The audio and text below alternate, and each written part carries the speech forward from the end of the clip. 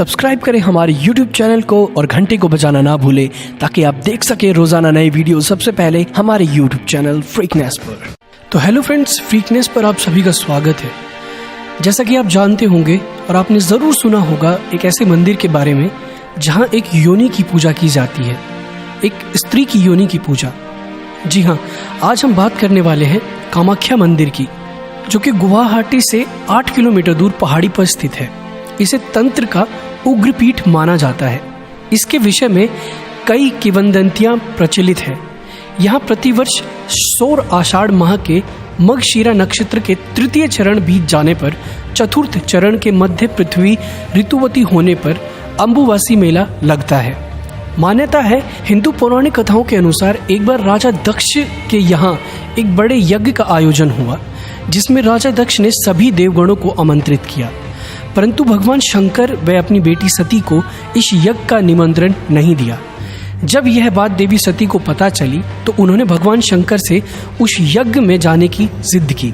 तब भगवान शंकर ने उन्हें समक्ष कहते हुए कहा कि देवी, जब हम उस यज्ञ में जाने का निमंत्रण प्राप्त ही नहीं हुआ है तो हम जा कैसे सकते हैं।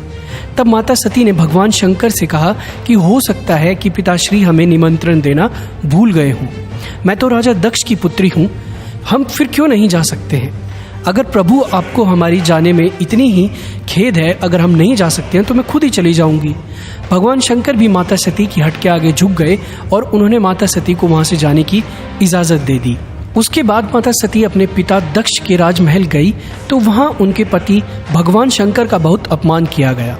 इस बात से दुखी होकर वे स्वयं जलते हुए यज्ञ में बैठकर अपने प्राणों की आहुति दे दी। जब भगवान शंकर को इस बात का पता चला तो वे अशांत होकर माता सती का मित्र शरीर लेकर आकाश में भ्रमण कर रहे थे, यानी कि वो लेकर जा रहे थे उसे। इस बात से सभी देवगण बहुत भयभीत हो गए थे। वे सब देवगण भगवान विष्णु के पास गए। तब उन्हें भगवान शंकर शांत रखने के लिए भगवान विष्णु ने अपने सुदर्शन से माता सती के मृत शरीर को 51 भागों में विभाजित कर दिया था, जो पृथ्वी पर विभिन्न भागों में बिखर गए। माता सती के मृत्यु का योनि वाला भाग जिस स्थान पर गिरा, यानी कि जिस नीलांचल पहाड़ी पर वह गिरा था, आज वह कामाख्या मंदिर के नाम से जाना जाता है। और 51 शक्ति पीठों में कामाख्या महापीठ को सर्वश्रेष्ठ माना गया है, क्योंकि यहाँ पर योनि की पूजा होती है। यही वजह है कि अम्बुवासी मेले के दौरान, यानी कि जब मेला चल रहा होता है, उन दिनों में मंदिर में प्रवेश करने को मनाही होती है। चौथे दिन मंदिर का पट खुलता है और विशेष पूजा के बाद भक्तों को दर्शन करने का मौका मिलता है। कामाख्या तांत्रिकों के लिए सबसे बड़ा आस्था का केंद्र है और वे इसे माता का सबसे बड़ा सिद्धिदायक शक्तिपीठ मानते हैं। अम्बुवासी मेले के दौरान उन 4 दिनों के अंदर असम में कोई भी शुभ कार्य नहीं होता है। साधु और विधवाएं अग्नि को छूते ही नहीं है और आग में पकाकर भोजन नहीं खाते हैं, यानी कि आग में कोई भी भोजन नहीं बनता है। पट खुलने के बाद श्रद्धालु मां पर चढ़ाए गए लाल कपड़े के टुकड़े को बांधकर या उसे पाकर धन्य हो जाते हैं। और मान्यता यह भी है कि रतिपति कामदेव ने अपना पूर्व रूप यहीं पर प्राप्त किया था।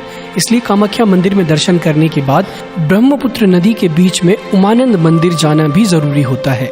इसका निर्माण राजा नर नारायण ने करवाया था।